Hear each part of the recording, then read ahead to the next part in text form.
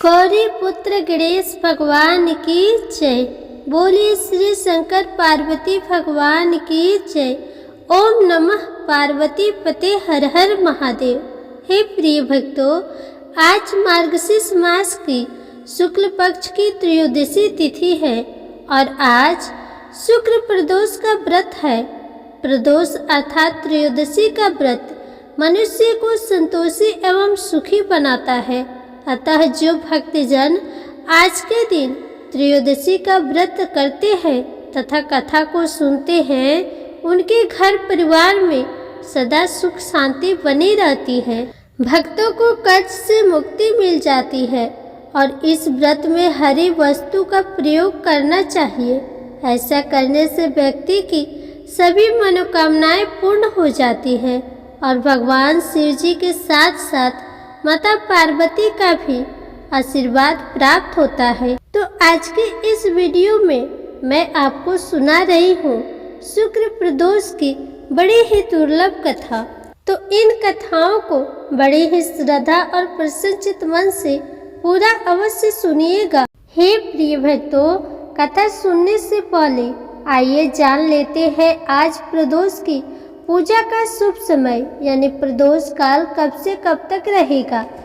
आज 13 दिसंबर बुधवार को प्रदोष की पूजा का शुभ समय शाम 5:26 से 7:40 तक रहेगा। प्राचीन काल की बात है। एक नगर में 3 मित्र रहते थे। एक राजकुमार, दूसरा ब्राह्मण और तीसरा धनिक पुत्र। राजकुमार व ब्राह्मण कुमार का विवाह हो चुका था। धनिक पुत्र का भी विवाह हो गया था, किंतु गौना शेष था। एक दिन तीनों मित्र स्त्रियों की चर्चा कर रहे थे। ब्राह्मण कुमार ने स्त्रियों की प्रशंसा करते हुए कहा, नारीहीन घर भूतों का डेरा होता है।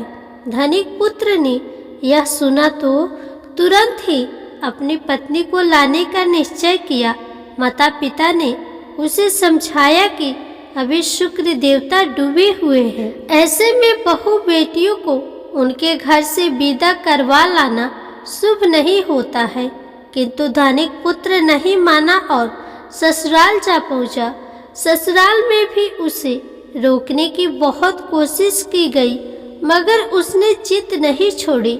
माता पिता को विवश होकर अपनी कन्या की विदाई करनी पड़ी। ससुराल से विदा हो पति पत्नी नगर से बाहर निकले ही थे कि उनकी बैलगाड़ी का पहिया अलग हो गया और एक बैल की टांग टूट गई। दोनों को काफी चोटें आई, फिर भी वे आगे बढ़ते रहे। कुछ दूर जाने पर उनकी भेंट डाकुओं से हो गई। डाकू धन धान्य लूट ले गए। दोनों रोते पीटते घर पहुँचे। वहां धनिक पुत्र को सांप ने डस लिया। उसके पिता ने वैद्य को बुलाया। वैद्य ने निरीक्षण के बाद घोषणा की कि धनिक पुत्र 3 दिन में मर जाएगा। जब ब्राह्मण कुमार को यह समाचार मिला तो वह तुरंत आया। उसने माता पिता को शुक्र प्रदोष व्रत करने का परामर्श दिया और कहा, इसे पत्नी सहित वापस ससुराल भेज दे। यह सारी बधाई इसीलिए आई है क्योंकि आपका पुत्र शुक्र अस्त में पत्नी को विदा करा लाया है। यदि यह वहां पहुंच जाएगा तो बच जाएगा। धनिक को ब्राह्मण पुत्र की बात ठीक लगी। उसने वैसा ही किया। ससुराल पहुंचते ही धनिक कुमार की हालत ठीक होती चली गई। शुक्र प्रदोष के महात्म्य से सभी घोर कष्ट टल गए। प्रेम से बोलिए भगवान शंकर की जय। जय भोलेनाथ, हर हर महादेव। माता पार्वती की जय। हे प्रिय भक्तों, अब आप सुनिए प्रदोष व्रत की दूसरी पौराणिक कथा। स्कंद पुराण के अनुसार सूत जी कहते हैं, विदर्भ देश में सत्यव्रत नाम से प्रसिद्ध एक राजा थे। धर्म पूर्वक राज्य करते हुए उनका बहुत सा समय सुख पूर्वक बीत गया। एक समय साल्वे देश के राजाओं ने विदर्भ देश पर आक्रमण कर दिया। उनके बीच भयंकर युद्ध हुआ। दोनों पक्षों की बहुत सी सेना मारी गई, परंतु अंत में विदर्भ देश के राजा भी उनके हाथों से मारे गए। विदर्भ राज की गर्भवती स्त्री दुखी होकर रात के समय राजभवन से निकलकर वन की ओर चली गई। सुबह होने पर उस रानी ने जलाशय के किनारे एक वृक्ष के नीचे एक सुंदर से पुत्र को जन्म दिया। उसके बाद वह प्यास से व्याकुल होकर जलाशय में पानी पीने गई। इतने में ही एक घड़ियाल ने आकर उसे अपना ग्रास बना लिया। वह बालक पैदा होते ही माता पिता से हीन हो गया। जब वह नवजात शिशु वृक्ष के नीचे पड़ा हुआ जोर जोर से रो रहा था, उसी समय भगवान भोलेनाथ की कृपा से वहां पर एक उमा नाम की ब्राह्मणी पहुंची। वह अपने 1 वर्ष के बालक शुचिव्रत को गोद में लिए हुई थी। वह ब्राह्मणी बहुत ही गरीब और विधवा थी। वह भीख मांगकर अपना गुजारा करती थी। उस बालक को रोते हुए देखकर उसने मन ही मन सोचा कि यह तो बड़ी हैरानी की बात है कि यह नवजात शिशु जिसकी अभी तक नाल भी नहीं कटी है यहाँ पर पड़ा हुआ है। इसकी माता कहाँ चली गई? जब वह ब्राह्मणी सोच रही थी, उसी समय वहां से एक सन्यासी गुजरे। वह ऐसे जान पड़ते थे मानो साक्षात शंकर भगवान हो। उस श्रेष्ठ भिक्षु ने उस स्त्री से कहा, हे ब्राह्मणी, तुम इस बालक की रक्षा करो, इससे तुम्हें परम कल्याण की प्राप्ति होगी। इतना कहकर वह दयालु भिक्षु वहां से चले गए। उनके जाने के बाद ब्राह्मणी ने उस बालक को लेकर अपने घर की ओर प्रस्थान किया। वह ब्राह्मणी एक चक्र नामक नगर में निवास करती थी। ब्राह्मणी ने उस बालक को अपने बेटे के समान ही पालन पोषण किया और उसका नाम धर्मगुप्त रखा। वह भिक्षा के अन्न से ही अपने पुत्र और राजकुमार दोनों को पालने लगी। एक दिन वह ब्राह्मणी उन दोनों बालक को साथ लेकर भिक्षा मांगती हुई देव मंदिर में चली गई। उस समय वहां पर सांडिल्य मुनि पधारे हुए थे। सांडिल्य मुनि को देखकर ब्राह्मणी ने उन्हें प्रणाम करके पूछा, हे ब्राह्मण, एक सन्यासी के कहने पर मैं इस बालक को अपने घर ले आई हूँ। अभी तक मुझे इसके कुल का पता नहीं चला, फिर भी मैं अपने पुत्र की तरह ही इसका पालन पोषण करती हूँ। आप ज्ञान के नेत्रों से देखकर मुझे बताने की कृपा करें कि यह बालक किस कुल में उत्पन्न हुआ है और इसके माता पिता कौन है। तब मुनिवर बोले, यह विदर्भ देश के राजा का पुत्र है। इतना कहकर सांडिल्य मुनि ने उस बालक के पिता के युद्ध में मारे जाने तथा उसकी माता के ग्रह द्वारा ग्रस्त होने का सब समाचार पूर्ण रूप से बताया। यह सुनकर ब्राह्मणी को और भी आश्चर्य हुआ। फिर उसने प्रश्न किया कि हे महामुनि, वह राजा सभी भोगों को छोड़कर युद्ध में क्यों मारे गए और इस बालक को यह दृढ़ता कैसे प्राप्त हुई? यह अपने राज्य को कैसे प्राप्त करेगा? यह भी तो मेरे पुत्र की तरह भिक्षा के अन्न से जीवन निर्वाह करता है। इसकी दरिद्रता के निवारण का क्या उपाय है? तब सांडिल्य मुनि बोले, इस राजकुमार के पिता विदर्भ राज पूर्व जन्म में पांडे देश के राजा थे। एक दिन प्रदोष काल में राजा बड़ी भक्ति भाव से त्रिलोकीनाथ महादेव की आराधना में मग्न थे। उसी समय उनके नगर में बड़ा भारी कोलाहल मचा। उस शोर को सुनकर राजा ने बीच में ही भगवान शंकर की पूजा को छोड़ दिया और राजभवन से बाहर निकल गए। इसी समय राजा का मंत्री शत्रु को पकड़कर उनके समीप ले आया। वह शत्रु पांडे राज्य का सामंत था। उसे देखते ही राजा ने क्रोध पूर्वक उसका मस्तक कटवा दिया। शिव पूजा को छोड़कर नियम को समाप्त किए बिना ही राजा ने रात में भोजन भी कर लिया। इसी प्रकार राजकुमार भी प्रदोष काल में भगवान शिव की पूजा किए बिना ही भोजन करके सो गया। वही राजा अगले जन्म में विदर्भ राज हुआ। शिव पूजा में विघ्न होने के कारण शत्रुओं ने उसके सुख भोग के बीच में ही मार डाला। पूर्व जन्म में जो उसका पुत्र था, इस जन्म में भी राजा का वही पुत्र है। भगवान शिव की पूजा का उल्लंघन करने के कारण यह दरिद्रता को प्राप्त हुआ है। इसकी माता ने पूर्व जन्म में छल से अपनी सौत को मार डाला था। उस महान पाप के कारण ही वह इस जन्म में ग्राह के द्वारा मारी गई। हे ब्राह्मणी, तुम्हारा पुत्र पूर्व जन्म में भी एक ब्राह्मण था।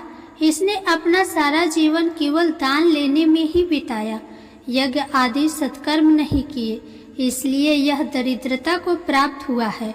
उस दोष के निवारण के लिए अब यह भगवान शंकर की शरण में जाए।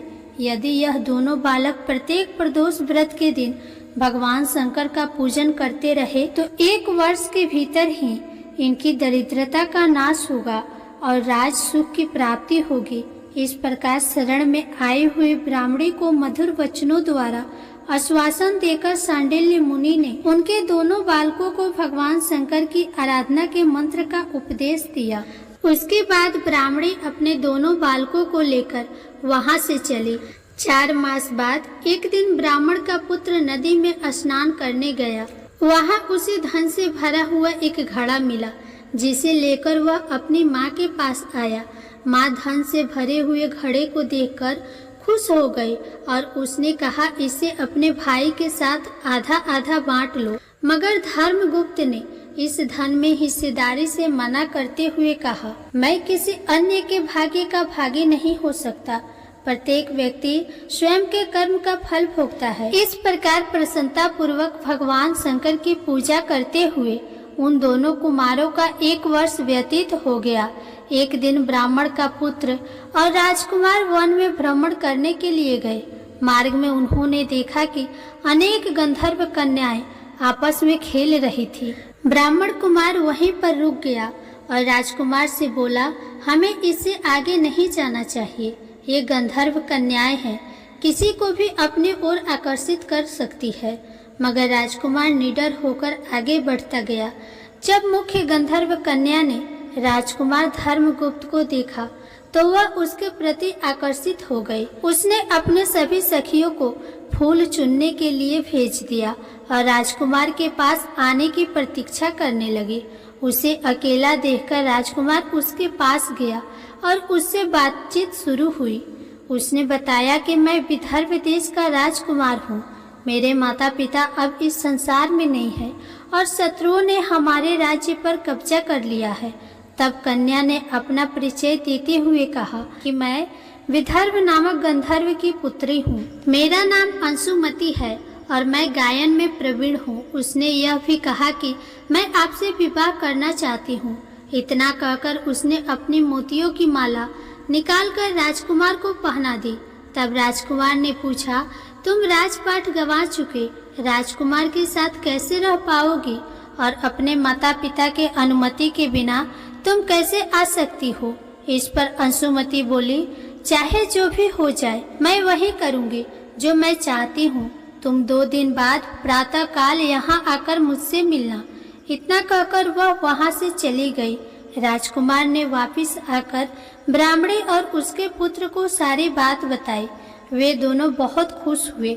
2 दिन बाद राजकुमार पुनः उसी वन में गया। उसने देखा कि अंशुमति अपने पिता के साथ उसकी प्रतीक्षा कर रही है।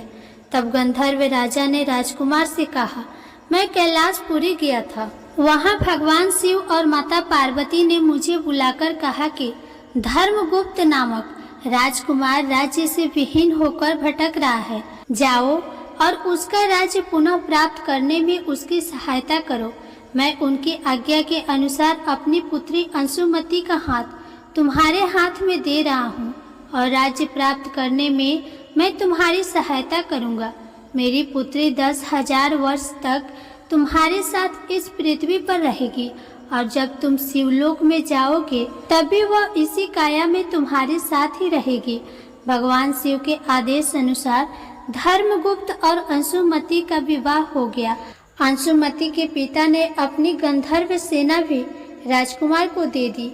सेना की सहायता से उसने अपने शत्रुओं को परास्त कर दिया और अपने पिता का खोया हुआ राज्य उन्हें प्राप्त कर लिया। अब राजकुमार धर्मगुप्त राजा बन गया। उसने अपने बुरे दिनों में उसे पालने वाले गरीब ब्राह्मणी को राजमाता का दर्जा दिया और शुचिव्रत को अपना छोटा भाई बना लिया। इस प्रकार नियमित रूप से प्रदोष व्रत करने से ब्राह्मणी, उसके पुत्र शुचिव्रत और धर्मगुप्त को धन धान्य तथा सुख संपत्ति की प्राप्ति हुई। सूत जी कहते हैं कि जो मनुष्य प्रदोष व्रत की इस पुण्यमयी महात्म्य को एकाग्रचित होकर सुनते हैं अथवा पढ़ते हैं उन्हें 100 जन्मों तक कभी भी दरिद्रता नहीं आती और अंत में वह ज्ञान के ऐश्वर्य से युक्त होकर भगवान शंकर के परम धाम को प्राप्त होते हैं। प्रेम से बोलिए शंकर भगवान की जय, माता पार्वती की जय।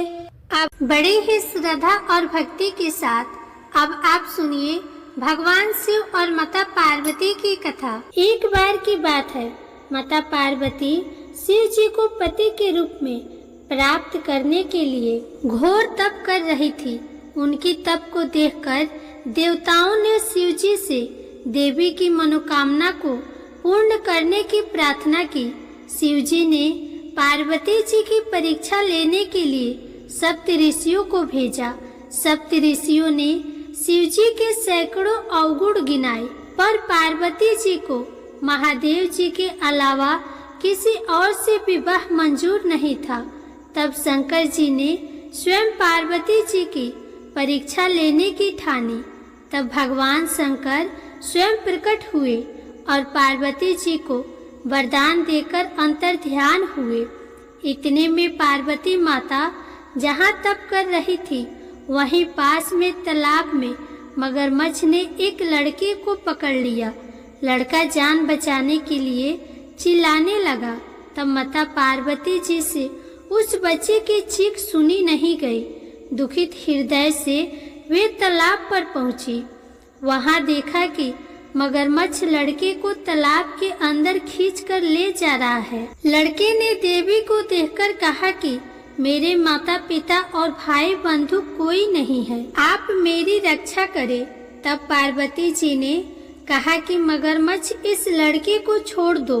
तब मगरमच्छ बोला, दिन के छठे पहर में जो मुझे मिलता है उसे मैं अपना आहार समझकर स्वीकार कर लेता हूँ, यह मेरा नियम है। ब्रह्मदेव ने दिन के छठे पहर में इस लड़के को भेजा है तो मैं इसे क्यों छोड़ूं? पार्वती जी ने विनती की कि तुम इसे छोड़ दो, बदले में तुम्हें जो चाहिए वह मुझसे कहो। तो मगरमच्छ बोला, एक ही शर्त पर मैं इसे छोड़ूंगा। आपने तप करके महादेव जी से जो वरदान लिया है, यदि उस तप का फल मुझे दे दो तो मैं इसे छोड़ दूंगा। पार्वती जी तुरंत तैयार हो गई। उन्होंने कहा, मैं अपने तप का फल तुम्हें देने को तैयार हूँ, लेकिन तुम इस बालक को छोड़ दो। मगरमच्छ ने समझाया, सोच लो देवी, जोश में आकर संकल्प मत करो। हजारों वर्षों तक जैसा तप किया है वैसा देवताओं के लिए भी संभव नहीं है। उसका सारा फल इस बालक के प्राणों के बदले चला जाएगा।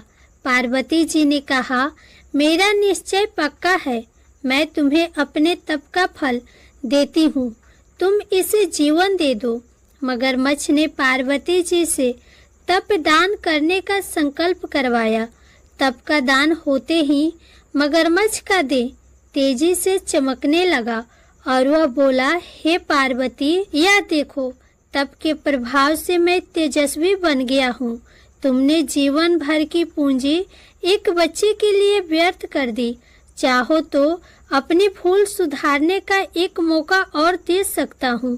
तब पार्वती जी ने कहा, हे ग्रह, तब तो मैं पुनः कर सकती हूँ, किंतु यदि तुम इस लड़के को निगल जाते तो इसका जीवन वापस नहीं मिल सकता था।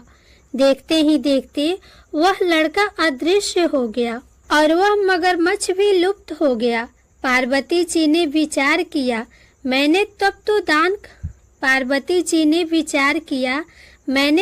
तो दान कर दिया है, अब पुनः से तप आरंभ करूंगी। पार्वती जी ने फिर से तप करने का संकल्प किया। भगवान सदाशिव फिर से प्रकट होकर बोले, हे पार्वती, भला अब क्यों तप कर रही हो? तब पार्वती जी ने कहा, प्रभु, मैंने अपने तप का फल दान कर दिया है। आपको पति रूप में पाने के संकल्प के लिए मैं फिर से वैसा ही घोर तप करके आपको प्रसन्न करूंगी। तो महादेव जी बोले, मगरमच्छ और लड़के दोनों रूपों में मैं ही था, तुम्हारा चित्त प्राणी मात्र में अपने सुख दुख का अनुभव करता है या नहीं, इसकी परीक्षा लेने के लिए मैंने ही यह लीला रची थी। अनेक रूपों में देखने वाला मैं एक ही हूँ। मैं अनेक शरीरों से अलग निर्विकार हूँ। तुमने अपना तप मुझे ही दिया है, इसीलिए अब और तप करने की कोई आवश्यकता नहीं है। देवी ने महादेव जी को प्रणाम कर प्रसन्न मन से विदा किया। प्रेम से बोलिए भगवान शंकर और माता पार्वती की जय। अब आप सुनिए गणेश भगवान जी की कथा। एक साहूकार था।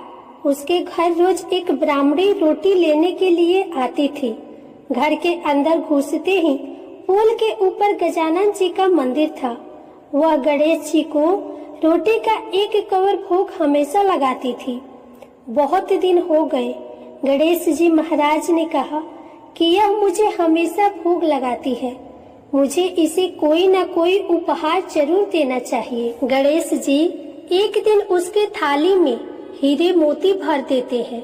ब्राह्मणी तो थाली लेकर अपने घर आ गई और साहूकार के घर रोटी लेने आना बंद कर दी। साहूकारनी ने उसे बुलावा भेजा कि बाई, रोटी लेने के लिए क्यों नहीं आती हो? ब्राह्मणी ने कहा कि मुझ पर गणेश जी प्रसन्न हो गए, बहुत वर्ष तक रोटी लेने आ गई, परंतु अब नहीं आऊंगी। साहूकारनी मन में बहुत नाराज हुई और गणेश जी से कहा कि आप ब्राह्मणी के ऊपर प्रसन्न हुए परंतु मुझ पर नहीं। तब गणेश जी की मूर्ति हटाकर बाहर फेंक दी। इधर सेठ जी की दुकान में धंधा पानी बंद हो गया। एक दिन सेठ जी की नजर पुल के मंदिर पर गई तो सेठानी जी से पूछा कि गणेश जी कहाँ गए? तो साहूकारनी ने कहा कि ऐसे गणेश जी का क्या करें जो ब्राह्मणी पर तो प्रसन्न हो गए लेकिन हमारे ऊपर प्रसन्न नहीं हुए, इस कारण मैंने गणेश जी को बाहर फेंक दिया। तब सेठ जी ने कहा कि यह तुमने क्या किया? मेरा तो व्यापार और धंधा चलना बंद हो गया है। गणेश जी तुमने कहाँ फेंके हैं? जल्दी बताओ, मैं उन्हें वापस लेकर आता हूँ। साहूकार जी वापस से गणेश जी को लेने गए तो गणेश जी इतने भारी हो गए कि वे उठे ही नहीं। साहूकार जी ने कहा कि मेरे से गलती हो गई है, आप मेरे घर पधारिए। गणेश जी तो और भी भारी होते गए और कहा कि मैं तो नहीं चलूंगा, पहले साहूकारनी को बुलाकर यहाँ लाओ और वह मुझसे माफी मांगेगी तो ही मैं चलूंगा। और गणेश जी ने कहा कि मुझे हमेशा सवा से चूरमा का भोजन कराओगी तो ही मैं चलूंगा। साहूकार साहूकारनी को लेकर आए और उसे माफी भी मंगवाई और सवा सेर का चूरमा चढ़ाने की हाँ भी भरी। तब साहूकार और साहूकारनी ने गणेश जी को वापस घर में लाकर उन्हें पोल में बिठाया। ऐसा करने पर साहूकार का व्यापार फिर से चलने लगा। हे गणेश जी महाराज, जैसे साहूकार और साहूकारनी पर आप प्रसन्न हुए वैसे सभी पर अपनी कृपा बनाए रखना। प्रेम से बोलिए गणेश भगवान की जय। श्री लक्ष्मी नारायण भगवान की जय। अब आप सुनिए भगवान भोलेनाथ की आरती। ओम जय शिव ओमकार, स्वामी जय शिव ओमकार। ब्रह्मा विष्णु सदा शिव, ब्रह्मा विष्णु सदा शिव, अर्धांगिनी धारा।